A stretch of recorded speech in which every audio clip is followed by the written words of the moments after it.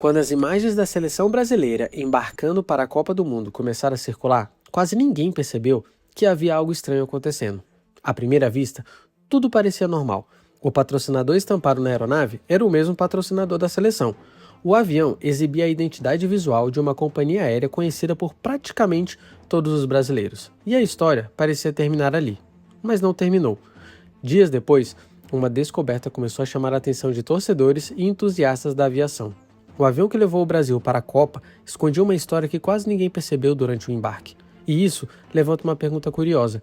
Se a seleção possui uma companhia aérea patrocinadora, por que a principal viagem rumo à Copa do Mundo acabou sendo realizada por uma aeronave que veio de outro continente? Foi uma decisão comercial? Uma ação de marketing? Ou simplesmente a única opção disponível? A resposta está nos bastidores da escolha desse avião, e ela é muito mais interessante do que parece.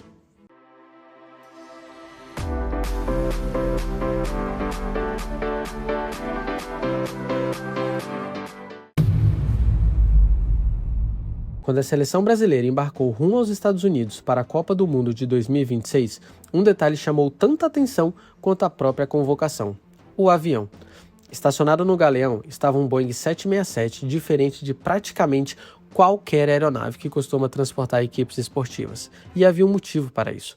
Segundo reportagens publicadas na época, a aeronave estava avaliada em mais de R$ 1 bilhão, tornando-se um dos aviões fretados mais valiosos já utilizados pela seleção brasileira. Mas o valor era apenas parte da história. Um Boeing 767 convencional normalmente transporta mais de 200 passageiros.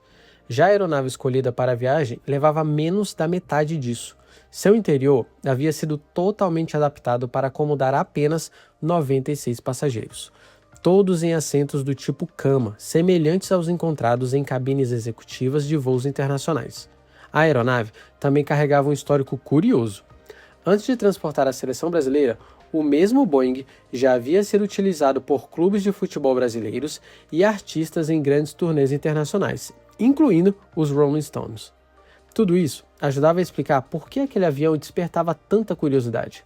Mas um dos detalhes mais interessantes não estava dentro da cabine, estava do lado de fora. Para qualquer pessoa observando a aeronave na pista, a conclusão parecia óbvia. A seleção estava viajando em um avião da Azul.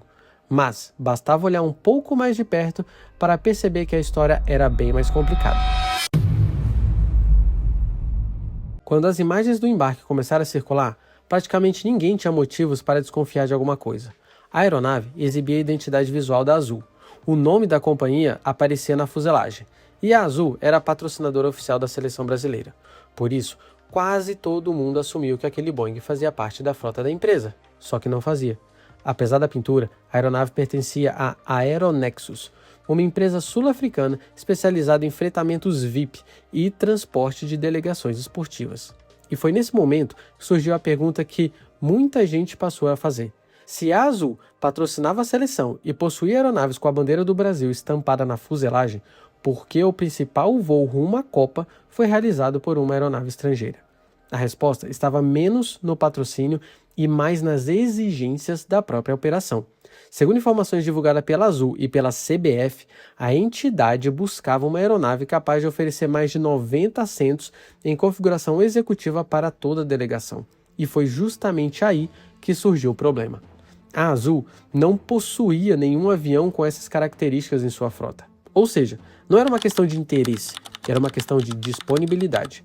A CBF precisava de uma configuração extremamente específica. E a Aeronexus possuía exatamente esse tipo de equipamento.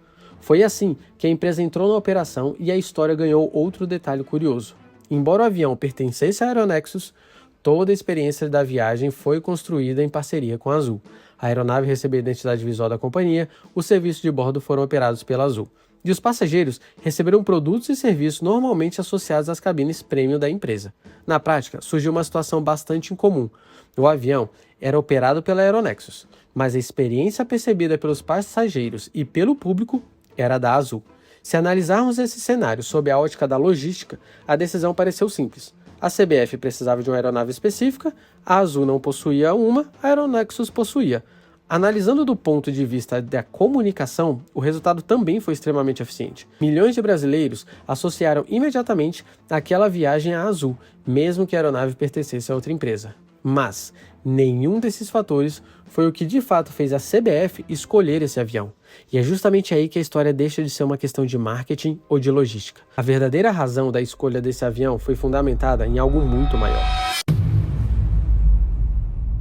Durante muito tempo, uma viagem internacional era apenas uma etapa necessária antes de uma partida. O time embarcava, chegava ao destino e então a preparação começava.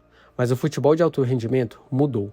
Hoje, cada detalhe é analisado. Sono, alimentação, recuperação muscular e adaptação ao fuso horário passaram a ser tratados como elementos que podem influenciar diretamente o desempenho de uma equipe.